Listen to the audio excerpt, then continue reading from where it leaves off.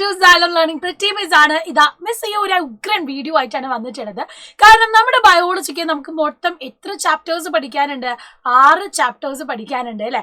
ഈ 6 ചാപ്റ്റേഴ്സിൽ നമ്മൾ ആദ്യം തൊട്ടേ പഠിക്കുന്ന 2 ചാപ്റ്ററിൽ ഇതാ ഈ ഒരു വീഡിയോ കണ്ട് നിങ്ങൾ പഠിച്ചാൽ ഫുൾ മാർക്ക് തന്നെ സെറ്റ് ആകും. കാരണം 20 മാർക്കിലാണ് നിങ്ങൾക്ക് ബയോളജി ഉള്ളത്.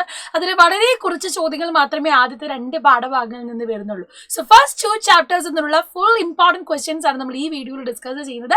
വീഡിയോ കംപ്ലീറ്റ് ആയിട്ട് കാണണം. ആൻഡ് ഇതിൽ കംപ്ലീറ്റ് കോൺസെപ്റ്റ് നമ്മൾ എന്ത് ചെയ്യുന്നുണ്ട്? ഇന്നത്തെ ലൈവിലാണ് പഠിക്കുന്നത്. അപ്പൊ കറക്റ്റ് എഴുതിയാകുമ്പോൾ എല്ലാവരും ലൈവിലേക്ക് പോരാ കേട്ടോ. അപ്പൊ നമുക്ക് സ്റ്റാർട്ട് ചെയ്യാം. ഇവിടെ നിങ്ങൾക്ക് ക്വസ്റ്റ്യൻ നോക്കിക്കേ.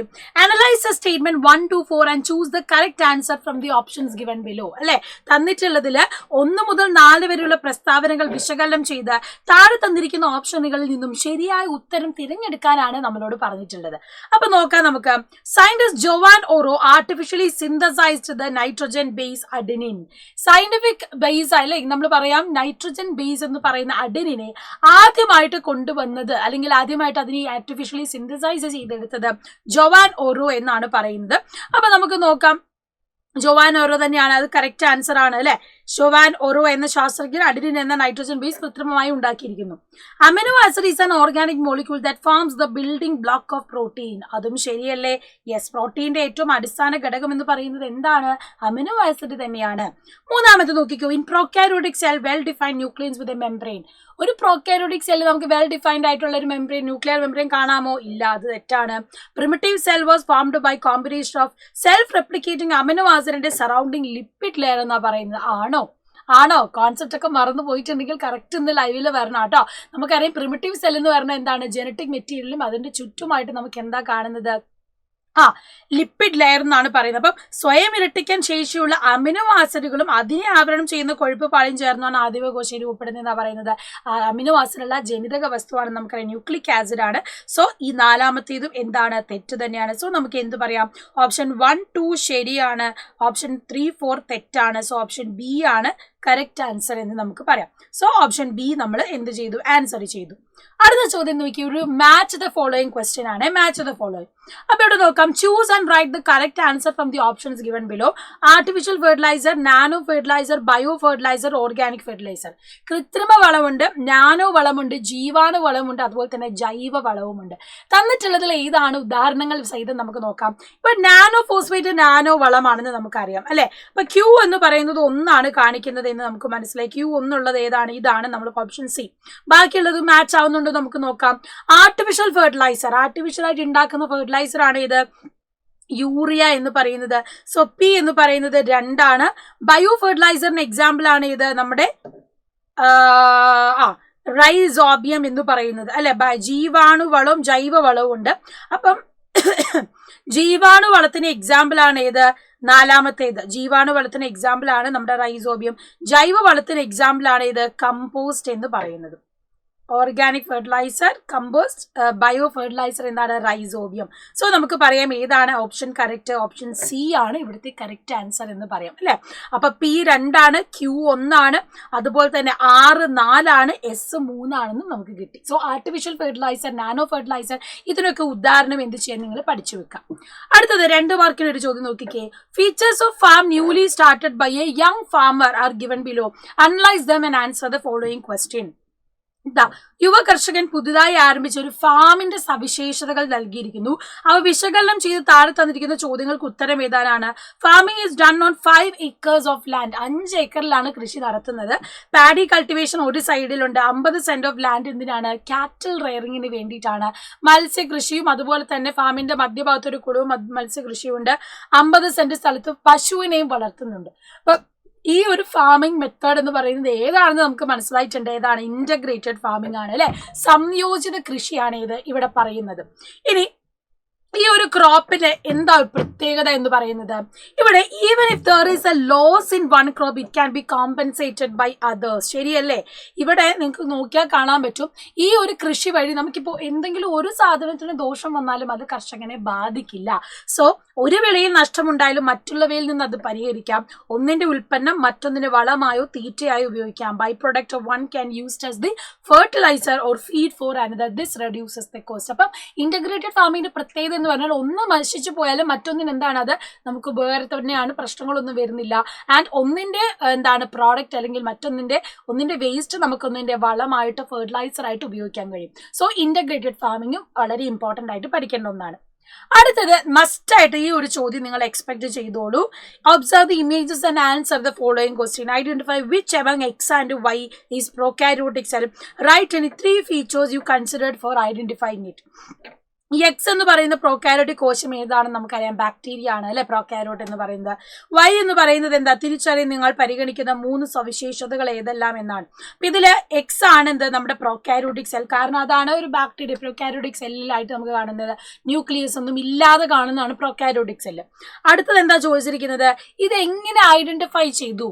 ഒരു പ്രോകാരിയോട്ടിക് കോശം യൂകാരിയോട്ടിക് കോശം നമുക്ക് ഐഡന്റിഫൈ ചെയ്യാൻ പറ്റും. കാരണം എന്താ, prokaryotic cell simple that does not have a membrane bound nucleus or organelles and have few cell organelle. Nucleus എന്ന് പറയുന്ന ഉണ്ടോ പ്രോകാരിയോട്ടിക് സെൽ? ഇല്ല, അത് യൂകാരിയോട്ടിന് മാത്രമേ ഉള്ളൂ.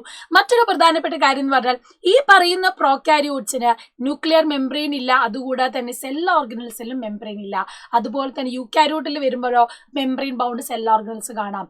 പ്രോകാരിയോട്ടിലോ സെൽ ഓർഗനൽസിന്റെ എണ്ണവും വളരെ കുറവാണ്. സോ ഇവരെ രണ്ടുപേരും ഡിഫറൻഷിയേറ്റ് ചെയ്ത് പഠിക്കുന്ന 3 പോയിന്റ്സ് മസ്റ്റ് ആയിട്ട് തന്നെ നിങ്ങൾ പഠിച്ചിട്ട് വേണം പോകാൻ. ആ ചിത്രം സഹിതം എന്ത് ചെയ്യണം, പഠിക്കണം കേട്ടോ. അടുത്തത്, right 1 characteristic each of agriculture crops developed through the following methods: genetic engineering, tissue culturing. Images of various pests affecting agriculture crops are provided. Observe them and answer the question. ഇവിടെ തന്നിട്ടുള്ളത് കണ്ടല്ലോ. Write 1 characters each of agriculture crop developed through the following method: genetic engineering, tissue culturing. ഇത് എന്തായാലും ഒന്ന് പഠിച്ചിട്ട് വേണം പോവാൻ. Genetic engineering എന്ന് പറഞ്ഞാൽ എന്താ, genetically modified crops that are resistant to pest and disease, some contain essential nutrients. അതുപോലെയോ tissue cultured crops have all the characteristics of parent plant. അല്ലെ, എക്സ് എന്ന് പറയുന്നത് ജനിതകമാറ്റം വരുത്തിയ കീട രോഗബാധയെ ചെറുക്കുന്നു, ചിലതിന് പോഷക ഗുണം ഉണ്ടാവുന്നു. ടിഷ്യൂ കൾച്ചറിലൂടെ ഉണ്ടാക്കുന്നവയ്ക്ക് മാതൃസസ്യത്തിന് അതേ ഗുണസവിശേഷതയുണ്ട്. അപ്പം ജനറ്റിക് എഞ്ചിനീയറിംഗ് വഴി നമുക്ക് എന്ത് ചെയ്യാം, ഗുണമേന്മയുള്ള കൃഷി ഉൽപ്പന്നങ്ങൾ ഉണ്ടാക്കാം, അല്ലെങ്കിൽ നമുക്ക് വിളകളെ ഉണ്ടാക്കാം. അതുപോലെ തന്നെ കീടനിയന്ത്രണമുള്ള പെസ്റ്റ് റെസിസ്റ്റന്റ് ആയിട്ടുള്ള പ്ലാന്റ്സിനെയും നമുക്ക് എന്ത് ചെയ്യാൻ പറ്റും, ഡെവലപ്പ് ചെയ്ത് എടുക്കാനായിട്ട് സാധിക്കും. സോ അതുകൊണ്ട് എന്തായാലും മസ്റ്റ് ആയിട്ട് പഠിച്ചോളാം ഈ ഒരു ജനറ്റിക് എഞ്ചിനീയറിംഗ്. പിന്നെയുള്ളത് ടിഷ്യൂ കൾച്ചറാണ്. ടിഷ്യൂ കൾച്ചറിൽ നമുക്ക് പാരന്റിന്റെ അതേ എക്സാക്ട് കോപ്പീസിലുള്ള മാതൃസസ്യം എങ്ങനെയാണോ അതേ ജനറ്റിക് ഫീച്ചേഴ്സ് ഉള്ള ഒരു യങ്ങർ വൺസിനെ ഓഫ്സ്പ്രിങ്സിനെ നമുക്ക് എന്ത് ചെയ്യാം, ഡെവലപ്പ് ചെയ്തെടുക്കാൻ പറ്റും. സോ ഇത് രണ്ടും കറക്റ്റ് ആയിട്ട് തന്നെ നിങ്ങൾ എന്ത് ചെയ്യണം, പഠിച്ചു വെക്കണം കേട്ടോ. ഇനി ഇമേജസിലേക്ക് നോക്കാം. എക്സും വൈയും ആരാണെന്ന് കണ്ടെത്തണം. How does integrated pest management help control the multiplication of pest? IPM എന്ന് നമ്മൾ പറയും. ഈ പറയുന്ന എക്സ് എന്ന് പറയുന്നത് ഒരു പോഡ് ബോറർ ആണ്. പോഡ് ബോറർ എന്ന് പറഞ്ഞ കായ തുരപ്പനാണ്. വൈ എന്ന് പറയുന്ന ലീഫ് റോളിംഗ് കാറ്റർപില്ലർ, ഇല ചുരുട്ടി പുഴു എന്നാണ് പറയുന്നത്. അപ്പൊ ഇവരെ നമ്മൾ ഐഡന്റിഫൈ ചെയ്യണം. ടെക്സ്റ്റ് ബുക്കിലുള്ള ഇമേജസ് ആണ്. ഇതുപോലെ പെസ്റ്റിനെ ഐഡന്റിഫൈ ചെയ്യാനായിട്ട് ചോദിക്കും. ആൻഡ് ഇന്റഗ്രേറ്റഡ് പെസ്റ്റ് മാനേജ്മെന്റ് എന്ന് പറഞ്ഞാൽ IPM ആണ്. പല മെത്തേഡുകൾ ഇന്റഗ്രേറ്റ് ചെയ്തിട്ടാണ് അല്ലെ നമ്മൾ പെസ്റ്റിസൈഡ്സുകൾ യൂസ് ചെയ്യാറുണ്ട്. അതുപോലെ തന്നെ നമ്മൾ എന്ത് ചെയ്തുകൊണ്ട് മെക്കാനിക്കൽ കൺട്രോൾ മെത്തേഡ്സ് യൂസ് ചെയ്യാറുണ്ട്. ഫ്രണ്ട്ലി പെസ്റ്റ് മിത്രകീടങ്ങൾ ഉപയോഗിക്കുന്നുണ്ട്. അപ്പൊ ബയോളജിക്കലി അല്ലെങ്കിൽ മെക്കാനിക്കലി ഫിസിക്കലി ഒക്കെ നമ്മൾ എന്ത് ചെയ്യുന്നുണ്ട്, കീടനിയന്ത്രണം ഉപയോഗിക്കും. ഇതെല്ലാം കൂടെ ചേരുന്നത് കൊണ്ടാണ് ഇവയെ നമ്മൾ ഇന്റഗ്രേറ്റഡ് പെസ്റ്റ് മാനേജ്മെന്റ്, സംയോജിത കീടനിയന്ത്രണം എന്ന് പറയുന്നത്. സോ ഇവിടെ എന്താണ് ഇമ്പോർട്ടന്റ് ആയിട്ടുള്ള ഒരു കോൺസെപ്റ്റ് ആണ്. Analyze indicators. Life originated on another planet and accidentally reached Earth in the form of microorganism or spore. ഭൂമിയിൽ ജീവന്റെ ആവിർഭാവവുമായി ബന്ധപ്പെട്ട് PQ എന്നീ സിദ്ധാന്തങ്ങൾ തിരിച്ചറിയുക എന്നാണ്. ഇതിൽ ഏത് സിദ്ധാന്തത്തിനാണ് ശാസ്ത്രലോകത്ത് കൂടുതൽ അംഗീകാരം ലഭിച്ചത്, എന്തുകൊണ്ട്?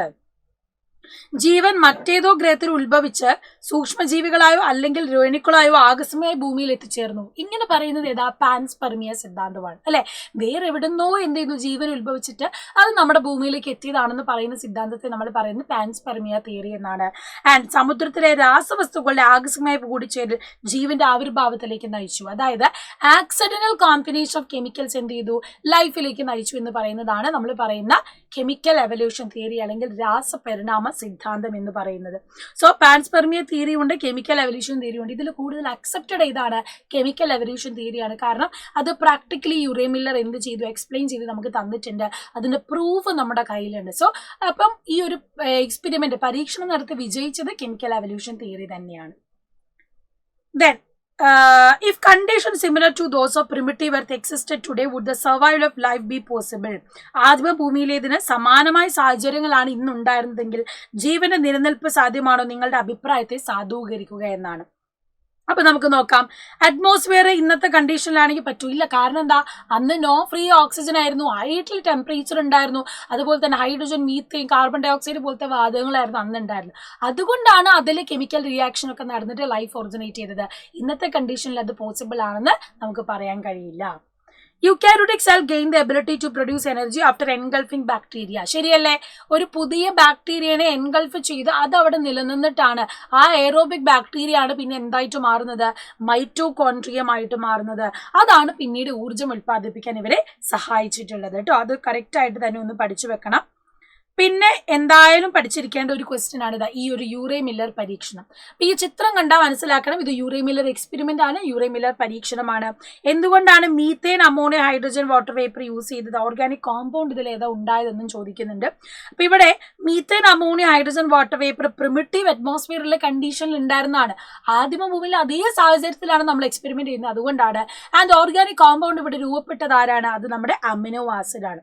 അപ്പൊ അമിനോ ആസിഡ് ജൈവ സംയുക്തം അമിനോ ആസിഡുകളായിട്ടാണ് രൂപപ്പെടുന്നതെന്ന് ഓർത്ത് വെക്കുക. Purpose was to recreate the condition. ഈ ഒരു പരീക്ഷണത്തിന്റെ ഒരു എയിം എന്താ? അന്നത്തെ കണ്ടീഷനിൽ ഈ ഒരു എക്സ്പെരിമെന്റ് സെറ്റപ്പ് ചെയ്യുക, എന്നിട്ട് ജീവൻ ഉണ്ടാവുന്നു അല്ലെങ്കിൽ ജീവന്റെ എന്തെങ്കിലും കണികകൾ ഉണ്ടാവുന്നുണ്ടോ എന്ന എക്സ്പെരിമെന്റ് ചെയ്യലായിരുന്നു ഈ ഒരു തിയറിന്റെ ലക്ഷ്യം എന്ന് നമ്മൾ പറയുന്നത് കേട്ടോ. അടുത്തൊരു ക്വസ്റ്റ്യനിലേക്ക് നമുക്ക് പോകാം. Fertilizer usage method of different farmers are given below. Farmers 1, 2, 3 വന്നിട്ടുണ്ട്. Use chemical fertilizers such as ammonium phosphate and urea. Use only organic waste like green manure and cow dung. Use microorganism like rhizobium and mycorrhiza. 3 കർഷകന്റെ കൃഷി രീതികളാണ് പറഞ്ഞിട്ടുള്ളത്. ഇതിൽ ചോദ്യം നോക്കി, explain how their farming method affects soil structure and survival of decomposers. 3 കർഷകരും കൃഷി ചെയ്യുമ്പോൾ എങ്ങനെയാണ് നമ്മുടെ മണ്ണിനെ ബാധിക്കുന്നത്, അവിടെയുള്ള ഡികമ്പോസസ് എങ്ങനെ ബാധിക്കുന്നു എന്നൊക്കെയാണ് ചോദ്യം. രണ്ടാമത്തേതോ, based on the statement nutrients can be easily absorb by plants help in better yield. Explain how the fertilisers used by farmer 1 and 2 were. സസ്യങ്ങളിൽ എളുപ്പത്തിൽ ആഗിരണം ചെയ്യാൻ കഴിയുന്ന പോഷകങ്ങളാണ് മികച്ച വിളവ് നൽകാൻ സഹായിക്കുന്നത് എന്ന പ്രസ്താവന അടിസ്ഥാനമാക്കി കർഷകൻ 1, 2 എന്നിവർ ഉപയോഗിച്ച വളങ്ങളാണ്. അപ്പം കർഷകൻ 1 എന്താ ചെയ്യുന്നത്? രാസവസ്തുവാണ് ഉപയോഗിക്കുന്നത്. അതുകൊണ്ട് തന്നെ അത് എന്ത് ചെയ്യുന്നു? സോയിലിനെ ബാധിക്കും, ഫെർട്ടിലിറ്റി കുറയും, വിഘാടകരെ ഡികമ്പോസസിനെ അഫക്ട് ചെയ്യും. ആൻഡ് കർഷകൻ 2, 3 ന്യൂട്രിയൻസ് ഈസിലി അബ്സോർബ് പ്ലാന്റ്സ് ആണ് അല്ലെ. കാരണം എന്തുകൊണ്ടാണ്? രണ്ടാമത്തേത് പച്ചില, ചാണകം തുടങ്ങിയ ജൈവ അവശിഷ്ടങ്ങൾ ഉപയോഗിക്കുന്നതുകൊണ്ട് തന്നെ അതെന്ത് ചെയ്യുന്നു? പെട്ടെന്ന് അബ്സോർബ് ചെയ്യാൻ ഹെൽപ്പ് ചെയ്യും. ഫാമർ 2 ഇവിടെ നിങ്ങൾക്ക് കാണാൻ പറ്റും പോഷകങ്ങൾ ലഭ്യമാണ്, കാലതാമസം എടുക്കും, പോഷക ഘടകങ്ങൾ കുറവായിരിക്കും. അപ്പം ജൈവ വളങ്ങൾ ഉപയോഗിക്കുമ്പോൾ എന്താണ്? ഈൽഡ് ഉണ്ടാവാൻ അല്ലെങ്കിൽ ഫലപുഷ്ടി ഉണ്ടാവാൻ കുറച്ച് താമസം എടുക്കും എന്നുള്ളതാണ് പ്രശ്നം. പക്ഷെ രാസവസ്തുക്കൾ ഉപയോഗിക്കുമ്പോൾ എന്താണ്? ഈ പറയുന്ന മണ്ണിന് ദോഷം ഉണ്ടാകും. പിന്നെ ഇവിടെ മൂന്നാമത്തെ നോക്കിയാൽ റൈസോബിയം, മൈക്രോറൈസ തുടങ്ങിയ സൂക്ഷ്മജീവികൾ ഉപയോഗിക്കുമ്പോഴോ അപ്പോഴും മണ്ണിന് ദോഷങ്ങളൊന്നും ഉണ്ടാവുന്നില്ല, നല്ല രീതിയിൽ വളക്കൂറ് കൂടുകയാണ് ചെയ്യുന്നത്. സോ ഇങ്ങനത്തെ രീതിയിൽ ഏത് കൃഷി രീതിയാണ് നല്ലത്, മെച്ചം എന്നൊക്കെ തിരഞ്ഞെടുക്കാനും കൂടി എന്ത് ചെയ്യുക?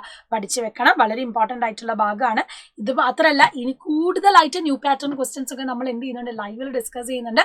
ഫുൾ കോൺസെപ്റ്റ് പഠിക്കാൻ ഇന്നത്തെ ലൈവിലേക്ക് പോരെ മറക്കണ്ട. കൃത്യം 7:30 തന്നെ നമുക്ക് കാണാം.